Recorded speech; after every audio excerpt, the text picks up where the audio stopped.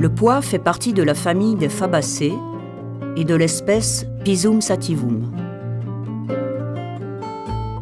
C'est une plante annuelle dont il existe un grand nombre de variétés.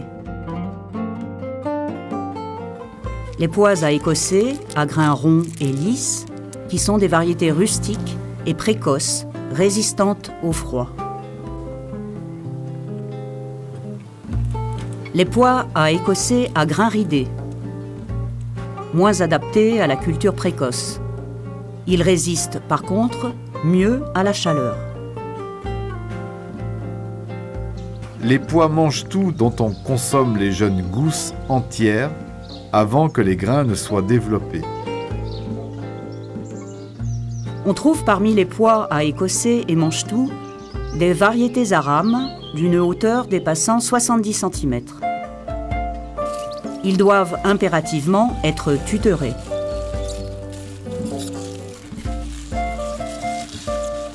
Et des variétés naines de 45 à 70 cm de hauteur qui ne nécessitent généralement pas de tutorage. On trouve aussi dans l'espèce Pisum sativum les pois fourragers.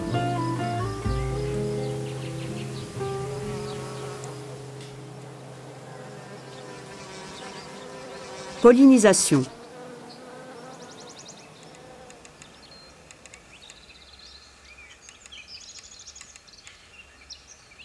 Les fleurs de pois sont hermaphrodites et autofécondes.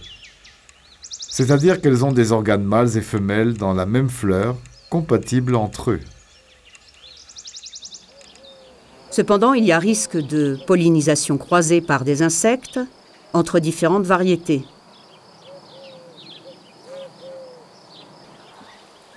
Le risque est plus ou moins important selon les variétés et l'environnement, s'il se trouve ou pas des barrières naturelles. Afin d'éviter les croisements, on cultivera 2 variétés de pois à une distance de 15 mètres l'une de l'autre. Cette distance peut être réduite à quelques mètres s'il existe une barrière végétale entre elles. Quand on cultive plusieurs variétés en même temps, on peut en isoler une sous une moustiquaire. On fera attention de mettre le voilage avant la floraison.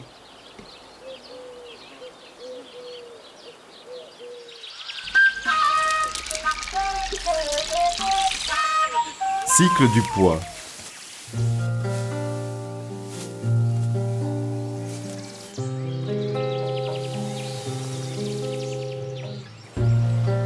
La culture du pois pour la semence se déroule de la même manière que pour celui destiné à la consommation.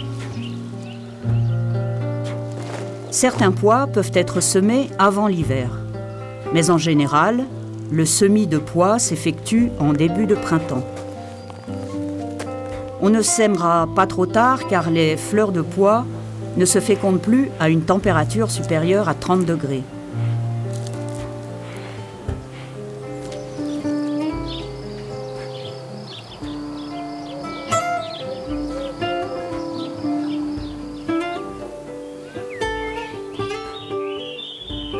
« 50 plants au minimum sont nécessaires pour obtenir une bonne diversité génétique et permettre une meilleure sélection.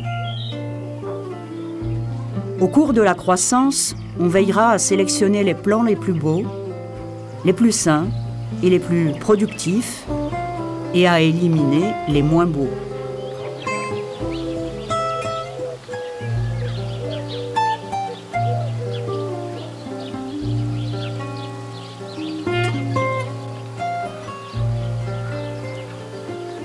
Il est préférable de réserver une partie de la culture pour la semence sur laquelle on ne récoltera aucune gousse pour la consommation en frais.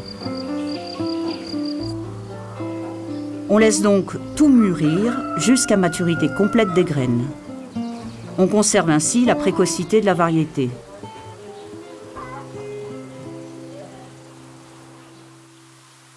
Pour la récolte des graines, il suffit de laisser sécher sur pied les plants de pois.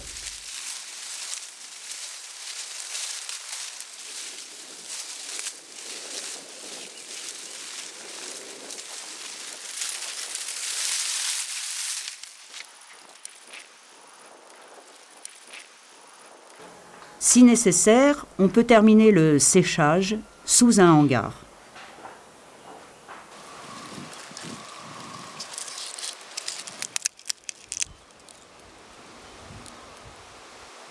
On s'assurera que les graines sont réellement sèches en mordant une doucement. Si la dent n'y laisse aucune trace, le séchage est complet.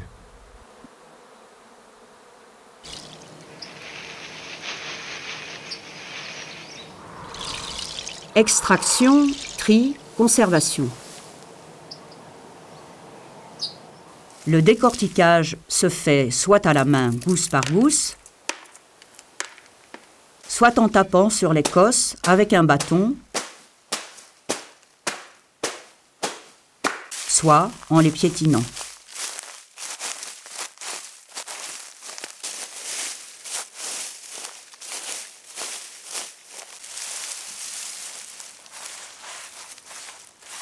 Après le battage, on enlèvera les déchets en utilisant un tamis. Les gros déchets sont retirés à la main et les tout petits déchets tombent.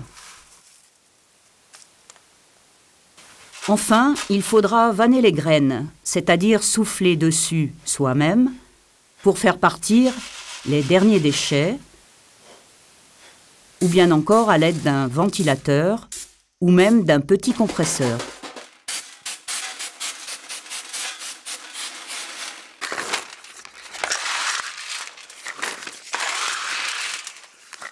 On doit toujours mettre une étiquette avec le nom de la variété et de l'espèce et l'année de récolte dans le sachet, car il arrive parfois que l'inscription sur le sachet s'efface.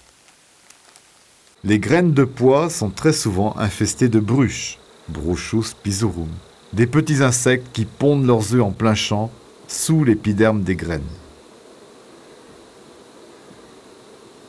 Un moyen très simple de s'en débarrasser est de mettre les graines au congélateur pendant quelques jours.